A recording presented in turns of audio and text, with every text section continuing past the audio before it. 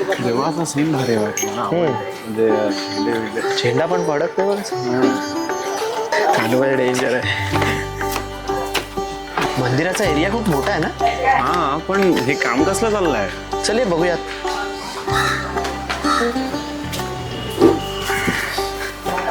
पूर्ण मंदिराचं काम चालू आहे रे. हा रे, अरे मला वाटलं फक्त एवढंच चालू असेल.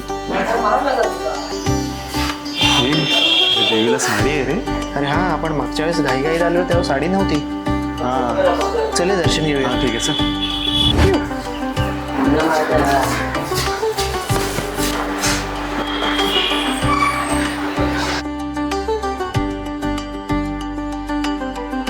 सिद्धू, इकडे पण तयारी चालली. हो रे, नक्की आहे तरी काय? तेच समजत नाही. रथ रथ म्हणजे नेमकं काय?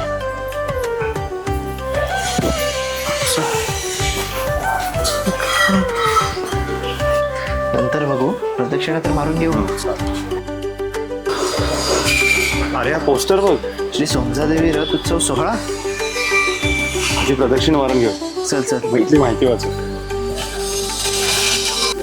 हा प्रश्न आता जाम खाते मला. चल वाचूया जाऊ. म्हणजे काय?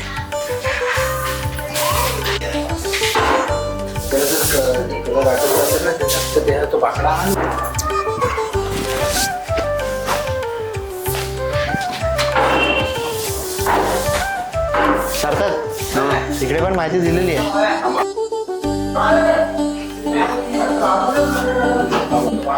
श्री क्षेत्र दक्षिण काशी. श्री रथोत्सव प्रारंभ. श्रीवर्धन शहरामध्ये पूर्वी प्लेगचे साथ प्रतिवर्ष येत असे, तेव्हा कसबा मजकूर गावचे श्रीला मनोभावे प्रार्थना करून शालिवाहन शके 1799 मध्ये सप्ताह उत्सवाला सुरुवात करून रथोत्सवाला प्रारंभ करण्यात आला.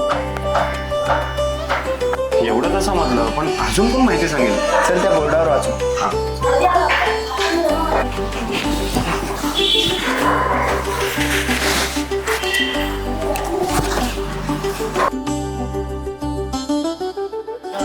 कार्यक्रम शुक्रवार दिनांक 5 डिसेंबर 2025. रथोत्सव सप्ताह प्रारंभ सकाळी 8 वाजता.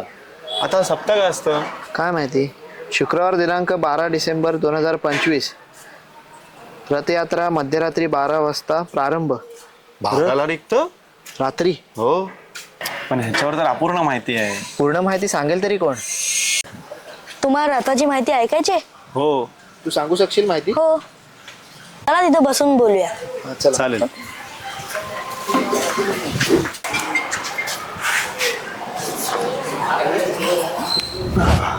सप्ताह म्हणजे नेमकं काय? मी तुम्हाला देवी कशी प्रकट झाली हे सांगतो, तुम्हाला समजेल सप्ताह म्हणजे नेमकं काय ते. ठीक आहे. ठीक आहे ना.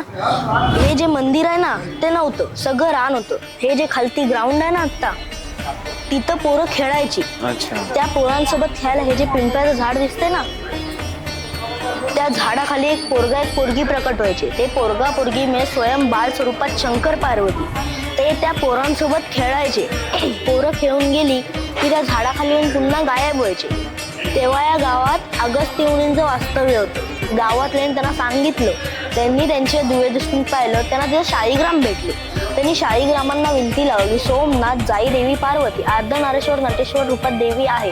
देवीच्या 4 शक्त्या आणि 3 रूप आहे. कंकाळी, भद्रकाली, कात्यायनी, चामुंडायनी या देवीच्या 4 शक्त्या. देवीची 3 रूप म्हणजे शिव, नंदी, भवानी, वासुकी ही देवीची रूप. मूळ रूपात सोमजाई नावाने देवी आत वसले. देवीचा पालखी आणि रथ होतो. चैत्र शुद्ध गौरी तृतीया तेव्हा देवी बहीण कुसुमादेवीला भेटायला जाते. चैत्र शुद्ध गौरी पौर्णिमा तेव्हा देवी भाऊ भैरवनाथाला भेटायला जाते. दोघांकडे हातकोडे होतात. हातकोडे म्हणजे लाकडी कोडे. बायका नवस करतात आणि तो पूर्ण करण्यासाठी ते लाकडी कोडे हातात घालतात. त्यांची चावी म्हणजे ज्याला खिट्टी बोलतात ते इथले पुजारी लावतात. आणि ते नवस पूर्ण होणार असेल तर ते खिट्टी खालच्या खाली पडते.